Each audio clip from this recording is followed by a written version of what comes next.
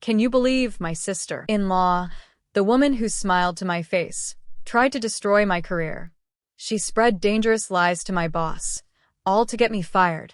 It was a shocking act of my own sister, one that led to a confrontation and a revenge that was as sweet as it was deserved. Hi, I'm Emily. My job at Sterling and Company wasn't just a role. It was the culmination of years of relentless effort and sacrifice. As a senior project manager, I wasn't just overseeing tasks. I was leading a team, driving innovation, and building a future for myself and my husband, Mark. This job wasn't given to me. I earned it, climbing the ladder with every late night and every successful project. My sister-in-law, Jessica, was a different kind of character. On the surface, she was a bubbly, almost overly enthusiastic supporter of my success. At family dinners, she'd shower me with compliments, but her compliments always felt like veiled questions. Emily, you're doing so well. How much do you make a year now? Mark must be so proud. I'd laugh it off, but her fixation on my professional life, my salary, and my colleagues was unsettling. I never imagined it was a reconnaissance mission. The first hints of trouble came subtly, like a hairline fracture in a foundation.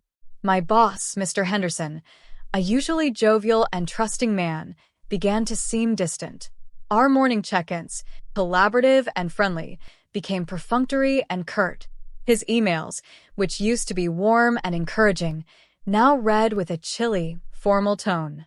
He'd avoid eye contact, a small but chilling shift that made me feel like I was walking on eggshells.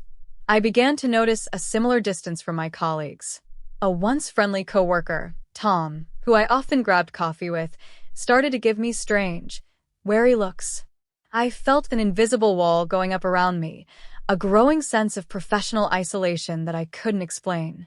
I spent hours at my desk, questioning every decision, rereading every email, wondering if I was somehow underperforming. I worked longer hours, double-checked every report, but the coldness persisted. It was eating away at my confidence, and I brought that stress home with me.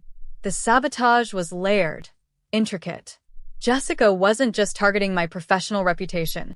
She was trying to poison my home life, too. One evening, Mark and I were enjoying dinner when he brought up my work hours. Jessica mentioned you've been putting in some late nights, Emily. She said she's worried it's not sustainable. Is everything okay? I was baffled. I had worked a late night a week earlier, but I hadn't mentioned it to Jessica. This was the first of many such concerns she would voice to Mark, subtle jabs that chipped away at the foundation of our trust. Her insinuation was clear. I was too consumed by my job, neglecting my marriage. This mini-conflict at home was the first of many, adding immense pressure to the professional stress. This created a double whammy of anxiety that was slowly making my life unbearable. The real professional escalation happened during the planning for the Phoenix project, a high-profile client account I was leading.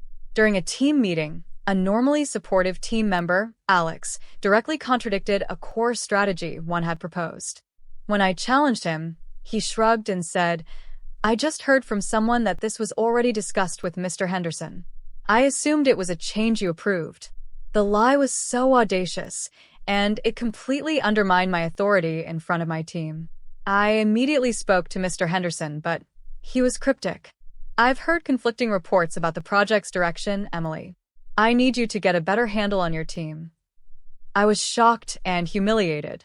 It felt like I was being set up, but I couldn't prove it.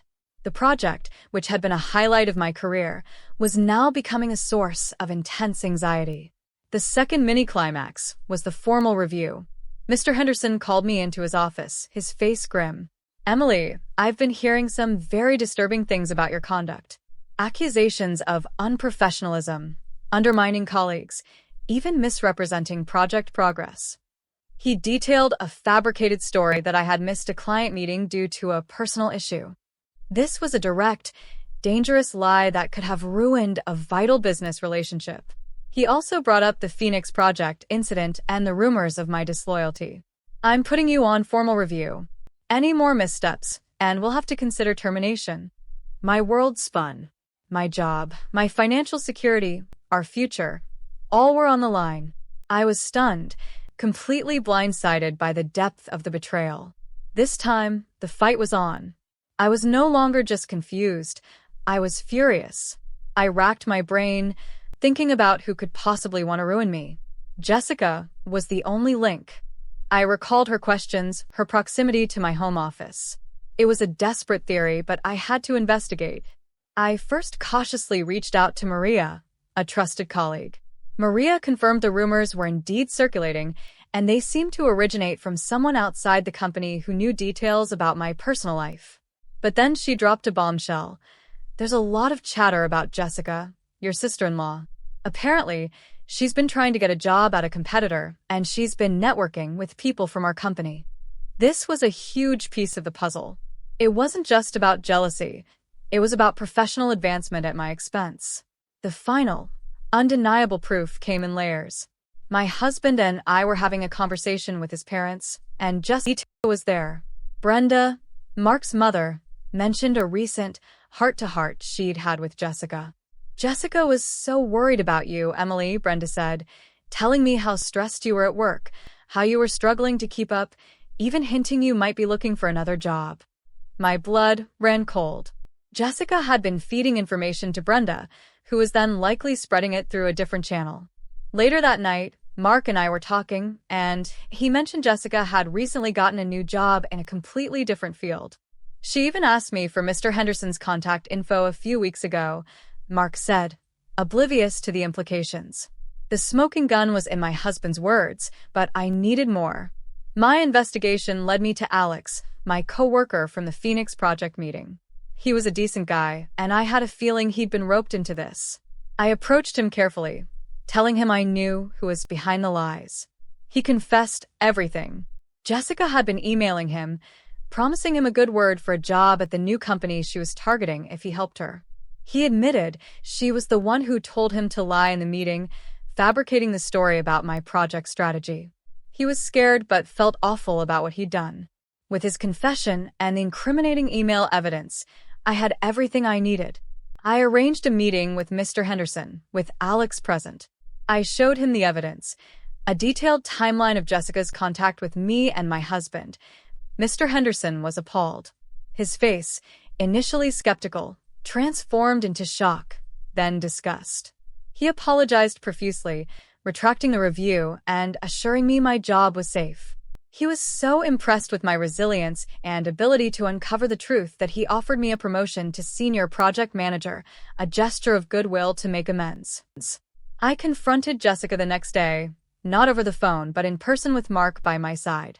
She denied everything at first, but when faced with the overwhelming evidence, she dissolved into a furious, guttural cry. "You're too ambitious, Emily. You always get everything." I just wanted to level the playing field.